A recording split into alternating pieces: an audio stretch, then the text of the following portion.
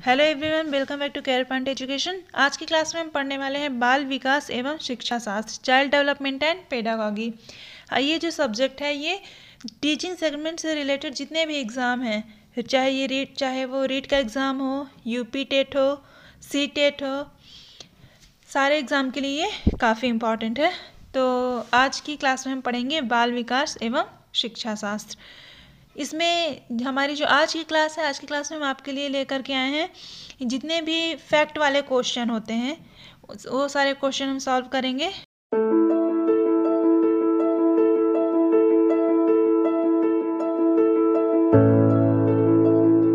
तो शुरू करते हैं। सबसे पहले शिक्षा मनोविज्ञान आवश्यक है।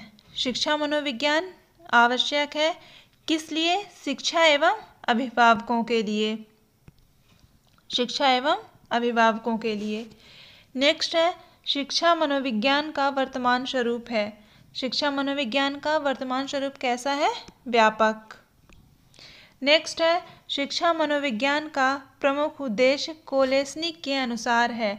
कोलेस्निक कौन थे? कोलेस्निक एक साइकोलॉजिस्ट हैं जिनके अनुसार शिक्षा मनोविज्ञान का जो प्रमुख उद्देश्य है वो क्या है? शिक्षा की समस्याओं का समाधान करना। तो कोलेस्निक के अनुसार शिक्षा मनोविज्ञान का उद्देश्य क्या है? शिक्षा की समस्याओं का समाधान करना।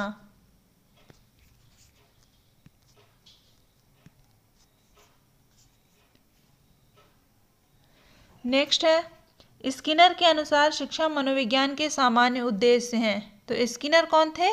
स्किनर ये भी एक साइकोलॉजिस्ट है जिनके अनुसार जो शिक्षा मनोविज्ञान है, साइकोलॉजी जो है, तो उसका सामान्य उद्देश्य क्या है? बाल विकास यानी कि चाइल्ड डेवलपमेंट।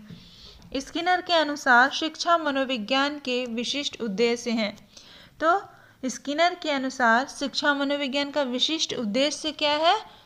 अब अच्छा, यहाँ पे ये ध्यान देना है कि स्किनर के अनुसार ये जो हमने अभी पहले पढ़ा और ये जो हम अभी ये देख रहे हैं, तो इसमें पूछा गया था क्या? सामान्य उद्देश्य। और इसमें क्या पूछा जा रहा है? विशिष्ट उद्देश्य। तो यहाँ पे जो सामान्य उद्देश्य है और ये विशिष्ट उद्देश्य है, यहाँ पे हमें कंफ्यूज नहीं होना है। यहाँ पे ये जो डिफरेंस है हमको इसे याद रखना है। तो सामान्य उद्देश्य क्या था? बाल विकास। लेकिन स्किनर के अनुसार ही विशिष्ट उद्देश्य क्या है? बालकों के वांछनीय व्यवहार के अनुरूप शिक्षा के स्तर एवं उद्देश्यों को निश्चित करने में सहायता करना। ओके, अब नेक्स्ट है हमारा हर्बर्ट के अनुसार। हर्बर्ट के अनुसार शिक्षा सिद्धांतों का आधार होना चाहिए। तो हर्बर्ट के अनुसार शिक्षा सिद्धांतों का जो आधार है वो कैसा होना चाहिए? मनोवैज्ञानिक आधार होना चाहिए। नेक्स्ट है मॉन्टेसरी के अनुसार एक अध्यापक द्वारा उस स्थिति में ही शिक्षण कार्य प्रभावी ढंग से किया जा सकता है जब उसे ज्ञान होगा। किन चीज़ों का ज्ञान होगा अध्यापक को? तब वो शिक्षण का कार्य प्रभावी ढंग से करवा सकता है। कब? मनोविज्ञान के प्रयोगात्मक स्वरूप का। ओके, अब चलते हैं। हमारा नेक्स्ट है सफल एवं प्रभावशाली शिक्षा अधिगम प्रक्रिया के लिए आवश्यक है। सफल एवं प्रभावशाली शिक्षा अधिगम प्रक्रिया के लिए आवश्यक है क्या? शिक्षण अधिगम सामग्री का प्रयोग एवं शिक्षा मनोविज्ञान के सिद्धांतों का प्रयोग। नेक्स्ट है छात्रों की योग्यता एवं रुचि के आधार पर पाठ्यक्रम निर्माण में योगदान होता है। तो छात्रों की योग्यता एवं रुचि के आधार पर पाठ्यक्रम निर्माण में योगदान होता है। तो किसका योगदान होता है? शिक्षा मनोविज्ञान का। बुद्धि परीक्षण विषय है। बुद्धि परीक्षण किसका विषय है? शिक्षा मनोविज्ञान का। अच्छा, इससे जो क्वेश्चन क्वेश्चन किस तरह से पूछा जाएगा ये हम आपको अगली जो हमारी क्लासेस होंगी उनमें हम आपको बताएंगे कि क्वेश्चन जो बनेंगे इनसे किस टाइप के क्वेश्चन बनेंगे।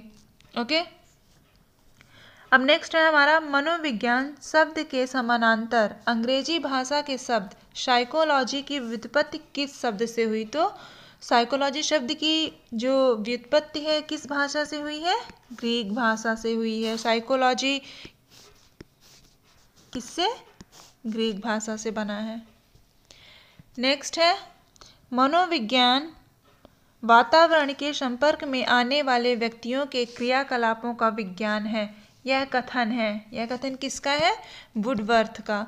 तो मनोविज्ञान वातावरण के संपर्क में आने वाले व्यक्तियों के क्रियाकलापों का विज्ञान है। यह कथन किसका है? वुडवर्थ का है। इसे आपको याद रखना है। नेक्स्ट है, मनोविज्ञान शिक्षा का आधारभूत विज्ञान है। यह कथन है स्किनर का। तो स्किनर का कथन क्या है यहाँ पे? मनोविज्ञान शिक्षा का आधारभूत विज्ञान है। स्किनर का कथन है ये। नेक्स्ट है, सीखने की प्रक्रिया के अंतर्गत शिक्षा मनोविज्ञान अध्ययन करता है। सीखने की प्रक्रिया के अंतर्गत शिक्षा मनोविज्ञान अध्ययन करता है किसका? प्रेरणा व पुनर्वलन के। नेक्स्ट है, मनोविज्ञान मन का विज्ञान है। यह कथन है अरस्तू का। मनोविज्ञान मन का विज्ञान है। यह कथन किसका है? अरस्तू का। नेक्स्ट है, मनोविज्ञान को व्यवहार का विज्ञान कहा है। मनोविज्ञान को व्यवहार का विज्ञान किसने कहा है? वाटसन ने। मनोविज्ञान व्यवहार का विज्ञान है, यह किसने कहा है? वाटसन ने कहा है। वाटसन के अनुसार मनोविज्ञान व्यवहार का विज्ञान है। मनोविज्ञान को शुद्ध विज्ञान माना है। मनोविज्ञान को शुद्ध विज्ञान किसने माना है? जेम्स ड्रेवर ने।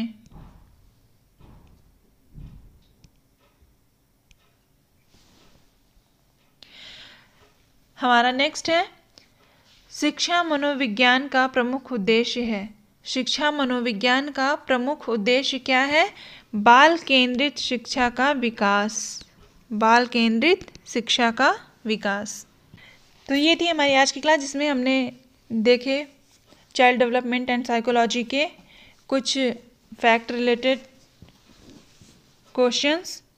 अगली क्लास में हम देखेंगे और भी इम्पॉर्टेंट क्वेश्चन, और हो सकेगा तो अगली क्लास में हम कोशिश करेंगे कि आपके लिए जो जैसे कुछ इम्पॉर्टेंट इनके जो एक्सपेरिमेंट थे जो कॉम्पिटिटिव एग्ज़ाम्स में पूछे जाते हैं, जैसे थॉर्नडाइक का प्रयोग और इसी तरह से अलग अलग कई सारे प्रयोग थे। जितने भी साइकोलॉजिस्ट थे सबका एक अपना अलग अलग उन्होंने जो एक्सपेरिमेंट किया था, तो उन सब के बारे में हम डिस्कस करेंगे, डिटेल से लेके आएंगे। तब तक बने रहिए आप हमारे साथ। मिलते हैं नेक्स्ट क्लास में। Thank you.